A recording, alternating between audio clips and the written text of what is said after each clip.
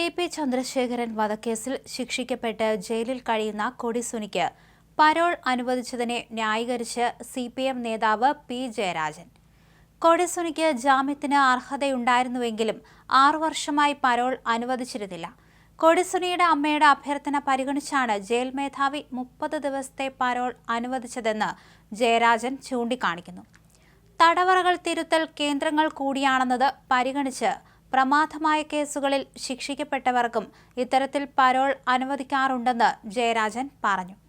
ഇടക്കാലത്തുണ്ടായ കേസുകളുടെ പേരിൽ പരോൾ നൽകാതിരുന്നത് ശരിയായ തീരുമാനമാണ്. ജയിൽ മേധാവി ഇപ്പോൾ പരോൾ നൽകിയത് അമ്മയുടെ പരാതിയിലും മാനുഷിക പരിഗണനയിലുമാണ്. കൊടിയുടെ നിറം നോക്കാതെ പരോൾ ശുപാർശ നൽകിയിട്ടുണ്ടെന്ന് ജയരാജൻ ഫേസ്ബുക്കിൽ കുറിച്ചു. കണ്ണൂർ സെൻട്രൽ ജയിൽ ഉപദേശക സമിതി അംഗമെന്ന നിലയ്ക്ക് കൊടിയുടെ നിറം നോക്കാതെ പരോൾ അനുവദിക്കുന്നതിന് ശുപാർശ ചെയ്തിട്ടുണ്ട്. കോവിഡ് കാലത്ത് ജീവപര്യന്തം ശിക്ഷക്കാരടക്കം എത്രയോ മാസങ്ങൾ പരോളിലായിരുന്നു. കോവിഡിന്റെ ഒരു ഘട്ടത്തിന് ശേഷം തടവുകാരോട് തിരികെ ജയിലിൽ പ്രവേശിക്കാൻ ആഭ്യന്തര വകുപ്പ് ആവശ്യപ്പെട്ടെങ്കിലും സുപ്രീം കോടതിയാണ് മനുഷ്യാവകാശം പരിഗണിച്ച് കാലാവധി നീട്ടി നൽകിയത് എന്നത് അനുഭവമാണ്.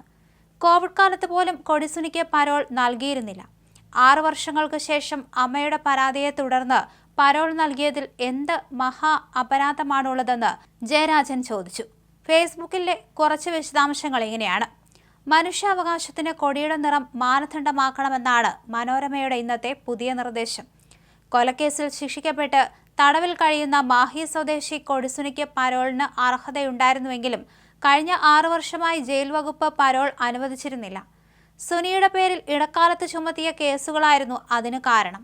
അത്തരം ഒരു തീരുമാനം തികച്ചും ശരിയാണ്.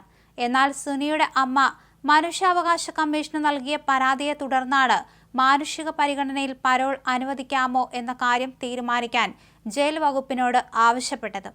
അത് പരിഗണിച്ചാണ് ജയിൽ മേധാവി 30 ദിവസത്തെ പരോൾ അനുവദിച്ച് ഉത്തരവായത്. ഇത് മനോരമയുടെ ഭാഷയിൽ കൊടികെട്ടിയ മനുഷ്യാവകാശമാണത്രേ.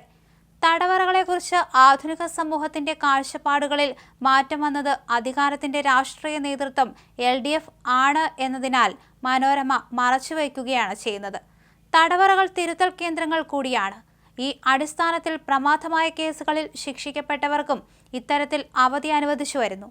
കണ്ണൂർ സെൻട്രൽ ജയിൽ ഉപദേശക സമിതി അംഗമെന്ന നിലയ്ക്ക് കൊടിയുടെ നിറം നോക്കാതെ പരോൾ അനുവദിക്കുന്നതിന് ശുപാർശ ചെയ്തിട്ടുണ്ട്. കോവിഡ് കാലത്ത് ജീവപര്യന്തം ശിക്ഷക്കാരടക്കം എത്രയോ മാസങ്ങൾ പരോളിലായിരുന്നു. കോവിഡിന്റെ ഒരു ഘട്ടത്തിന് ശേഷം തടവുകാരോട് തിരികെ ജയിലിൽ പ്രവേശിക്കാൻ സംസ്ഥാന ആഭ്യന്തര വകുപ്പ് ആവശ്യപ്പെട്ടെങ്കിലും സുപ്രീം കോടതിയാണ് മനുഷ്യാവകാശം പരിഗണിച്ച് കാലാവധി നീട്ടി നൽകിയത് എന്നത് അനുഭവമാണ്. കോവിഡ് കാലത്ത് പോലും കൊടിസുനിക്ക് പരോൾ നൽകിയിരുന്നില്ല. 6 വർഷങ്ങൾക്ക് ശേഷം അമ്മയുടെ പരാതിയെ തുടർന്ന് പരോൾ നൽകിയതിൽ എന്ത് മഹാ അപരാധമാണുള്ളത്?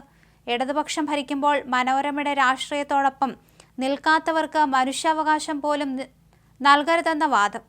കമ്മ്യൂണിസ്റ്റുകാർ അധികാരത്തിൽ വന്നാൽ താൻ വിഷം കുടിച്ച് മരിക്കും എന്ന പഴയ മനോരമ പത്രാധിപരുടെ ഭീരുവാദത്തിന്റെ പുതിയ വാദമാണിത്. ജയരാജൻ കുറിച്ചു.